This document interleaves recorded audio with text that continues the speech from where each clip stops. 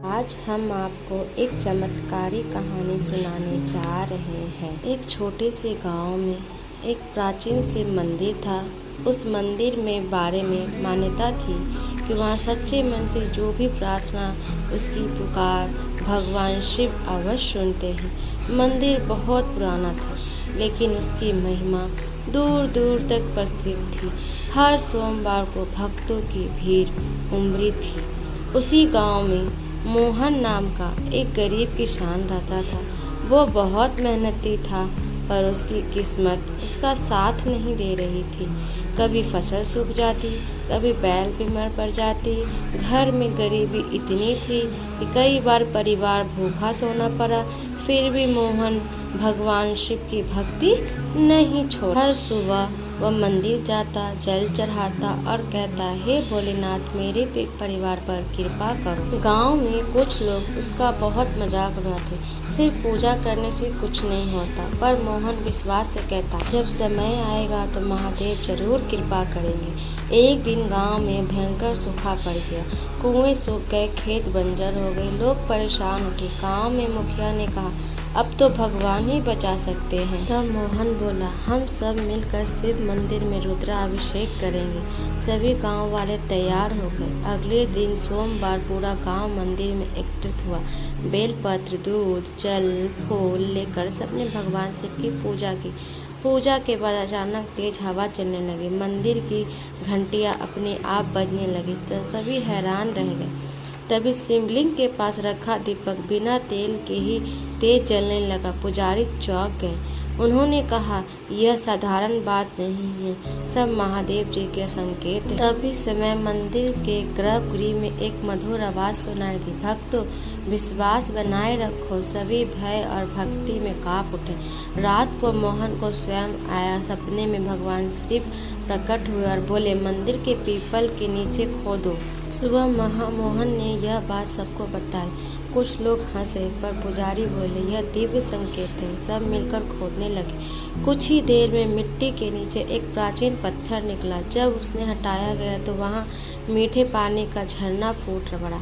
सभी आश्चर्यचकित रह गए। गांव वाले बोले, चमत्कार चमत्कार चमत्कार। धीरे धीरे उसे झरने का पानी पूरे गांव में पहुंच गया। सूखे से खेत हरे भरने लगे। लोगों ने फसल लहराने लगी। पर चमत्कार यहीं खत्म नहीं हुआ। एक दिन गांव में एक व्यापारी आया। उसने मंदिर में देखा और बोला, यह स्थान दिव्य है, मैं यहाँ धर्मशाला बनवाऊंगा। उसने मंदिर का जीर्णोद्धार करवाया। कुछ महीनों बाद वह छोटा मंदिर भव्य धाम बन गया। दूर दूर से लोग आने लगे। दाम बढ़ने लगे। मंदिर की पुजारी ने कहा, इस दान से गांव के गरीबों की मदद होगी। अब गांव में किसी को भूखा नहीं रहना पड़ेगा। मोहन की हालत सुधर गई। उसने फसल इतनी अच्छी हुई कि उसने कर्ज उतार दिया। एक दिन वही लोग उसका मजाक उड़ाते थे उसके पास आए। उसने कहा, तुम्हारा विश्वास जीत गया। मोहन मुस्कुराया, वह मेरी नहीं, महादेव की कृपा है। फिर एक और घटना हुई। सावन मास में हजारों भक्त मंदिर। अचानक एक छोटा बच्चा भीड़ में खो गया। माँ रोने लगी। सभी खोदने लगे। सभी बच्चा गर्भगृह में पास बैठा था। वह मुस्कुराया, बोला, एक जटाधारी बाबा मुझे यहाँ लाए हैं। सब समझ गए, यह शिवा की लीला है। गांव में यह बात में आग की तरह फैल गई। लोग कहने लगे, इस मंदिर में साक्षात महादेव रहते हैं। एक दिन पुजारी बीमार पड़ गए।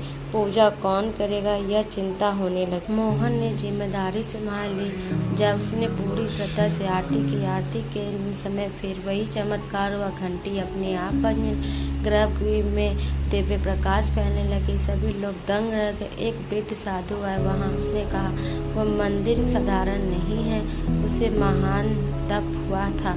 अब महादेव फिर इस स्थान को जागृत किया है। गांव वाले ने उस दिन से हर सोमवार को सामूहिक पूजा करने लगे। समय बीतता गया। गांव समृद्ध हो गया। जहाँ खुशी सुखा बस हरियाली ही फैल गया। जहाँ गरीबी थी वहाँ खुशहाली आ गई। एक दिन मोहन बहुत बुद्ध था। वह मंदिर में बैठा बोला, प्रभु आपने मेरे जीवन सफल कर दिया। उसी रात उसने फिर स्वयं आया। भगवान शिव ने बोला, तुम्हारा विश्वास ही सबसे बड़ा चमत्कार है। सुबह मोहन ने यह बात सबको बताई। गांव के लोगों की आंखें नम हो गई। उस दिन से लोग बच्चों को यह कथा सुनाते हैं, सच्ची भक्ति कभी व्यर्थ नहीं जाती। कई वर्षों बाद भी इस मंदिर का झरना बहता रहा। लोग आज भी वहाँ जल चढ़ाकर मनोकामनाएं मांगते। कहते सच्चे मन से पुकारी गई और सुनाई गई कहानी कभी व्यर्थ नहीं। हर हर हर महादेव।